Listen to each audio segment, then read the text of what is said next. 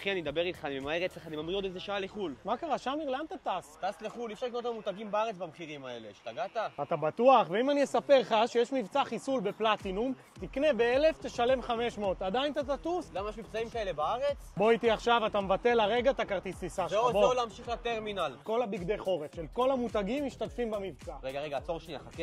מה אתה עושה? מבטל את הכרטיס טיסה, מה, אתם משוגעים? טוב, אוגו, אתה רוצה לפני שממשיכים? כן, לוקח את החום הזה. מעיל של גן, אתה צריך? מה זה צריך? חייב, אני קופא מקור השנה. הנה, קח את זה, קטלני, תראה איזה יופי. ואמרתי לך הכל, גם גנט משתתף במבצע. תראה איזה סוודרים יפים, כל הקפוצ'ונים של גנט. איך? תעמיס עליי פה.